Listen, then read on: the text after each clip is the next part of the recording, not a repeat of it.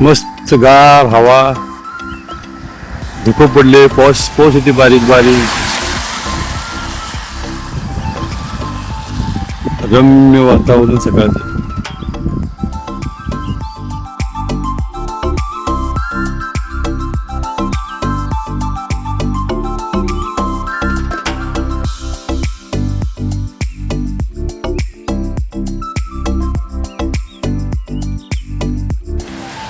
मी आता शेतात आलो सकाळी.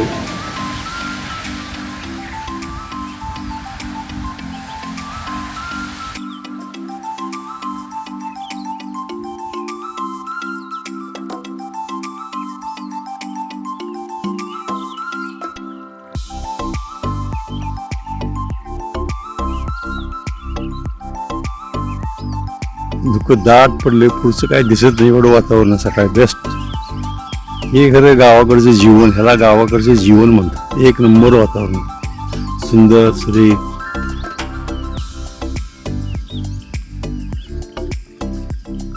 पुढं सायकलिंग करत येते चालली रस्त्यानं, दिसत सुद्धा नाही.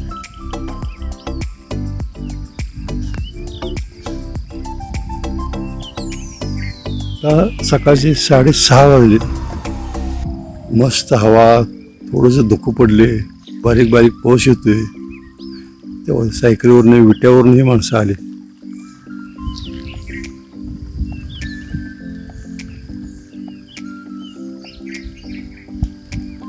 सुंदर छान हवामान वाटते, एक नंबर वाटते. हे आमच्या गावचे शिवाजी शेठ शेतीप्रेमी आहेत. हे दुकानदारी करतात. दुकान कुठे तुमचं? गुजरातला. एक नंबर त्यांचं सोन्याची दुकान आहे. 3 दुकान आहेत. तिथं बांगला आहे, इथं त्यांनी आता बंगला बांधलाय. बंगला घेतो मी इथं. आणि एक नंबरची शेती करते. शेतीला हे जे 2-3 ट्रॅक्टर आहेत, पाण्याचे टँकर गेला, अडचण आली की नवीन करेल.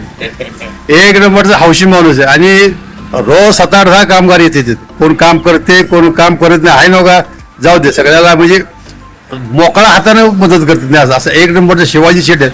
माझ्या वडिलांचे विद्यार्थी बी आहेत, ते आदर्श विद्यार्थी आहेत. हे त्यांचे हे सगळे गाळे त्यांनीच बांधलेत.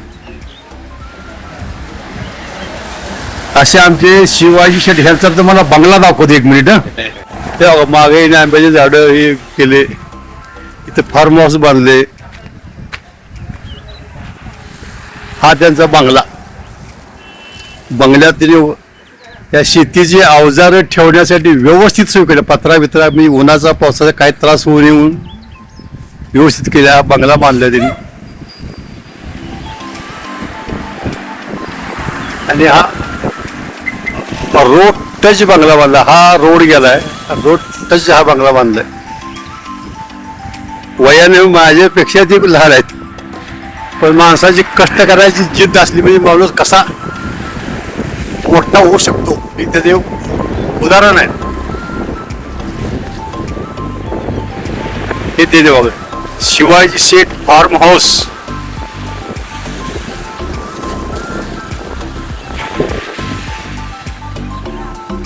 हे सगळं त्यांनी रोड टच बांधकाम केले, सगळं स्वतःच बांधकाम केले. आणि स्वतः लक्ष देऊन व्यवस्थित सगळे जिथल्या तिथं सगळे कामं करून घेतले ते.